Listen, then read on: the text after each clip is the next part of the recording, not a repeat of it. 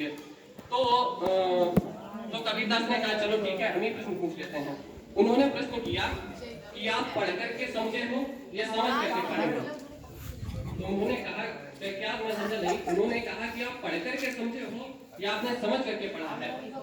वो स्तब्ध रह गए। उन्होंने कहा हमको एक दिन का टाइम दीजिए। तो वो चले गए वहां से जहाँ उन्होंने पांडा लगाया था काशी के बाहर, वहीं गए। तो क्या कहें भगवान की कृपा से एक दिन उन्होंने भगवान की परिभाषा भी बताई थी 2008 में। तो उनको भगवान की कृपा से एक टीका उनके सामने खड़ी थी कि पीपल का वृक्ष बड़े आजू बाजू ना बनाई वो डाल डाल पे लगभग प्रेत बैठे थे। पहले के लोग बातों को समझ भी लेते थे। तो उन्होंने कहा कि वो हटने लगे कि क्यों कि बना जाए यार ये बाहर पंडित जी आए हैं, ये कल यहाँ पर इनको यही योनि मिलेगी, यही ये प्रेत बनेंगे। उन्होंने कहा वो उनको देखकर हैरानी हुई कि उन्हें पूरे भारतवर्ष को जीत लिया और जो हम यहाँ से इसमें प्रेत बनेंगे। तो वो समझ नहीं पाया। अगले दिन उनको आखिर भगवान की कृपा प्राप्त हुई।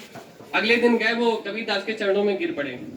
तो कबीरदास ने कहा कि शिक्षा का अर्थ ये नहीं होता किसी का दुर्दुभाएं, किसी का अपमान करें। शिक्षा का अर्थ होता है स्वयं प्रकाशित हो और हम दूसरों को भी प्रकाशित करें। हम सहयोग सद्भावना की जो भावना है बनाए रखें, अनुशासन रखें। और खैर दूसरी बात बताना चाहूँगा, आचरण और हमारे जो वातावरण है हमारे या तो उनका या हमारा डेवलपमेंट कर देते हैं या तो हमारा पतन कर देते हैं। अब सर मैं आपको कहानी नुमा ही आकर ये सब बातें बताऊंगा। पहले आपको विचारों पे बताता हूँ। यहाँ आते हैं कई लोग शिकायत करते हैं, मैंने सुना है ये गुरुजी हमको अच्छा नहीं पढ़ाते हैं, वो टीचर ये अच्छी तरीके से समझा देते हैं। ये हमारे ऐसे विचार हैं। क्यों हमको ये कहते हैं कि उनका अच्छी तरीके से हमको समझ में आता है, इनका अच्छी तरीके से समझ में नहीं आता। हमको ये डर लगता है। लेकिन यदि उसे दुर्भाग्य को अपना यदि हम सौभाग्य समझें कि हम एक ही विषय को दो तरीके से पढ़ सकते हैं तो कितना अच्छा होगा। लेकिन हम वो नहीं देखते। हम देखते हैं कि उस तरीके से वो हमको पढ़ाए वो टीचर जो हम उसको समझ सके, वो नहीं करते। दूसरी चीज है कि वातावरण पे एक व्यक्ति था, 500 रुपए महीने कमाता था। वो 300 रुपए होटल पे चाय पीता था महीने की, उसका बिल आता था।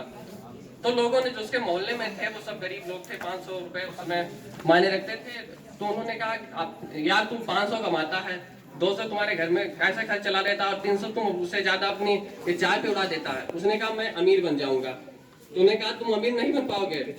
वो धीरे लेकिन समय बीतता गया, वो अमीर होता चले गया।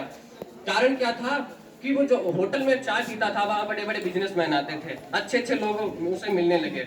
उससे उन लोगों की बातचीत हुई। उसने हर चीज गहनता से उन चीजों का अध्ययन किया और वो उस वातावरण के द्वारा उसने अपनी प्रोग्रेस कर ली।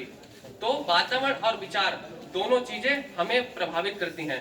या तो वो हमारा उत्थान कर देंगी अथवा वो हमारे विनाश कर देंगी। और लास्ट में यही कहना चाहूंगा कि एक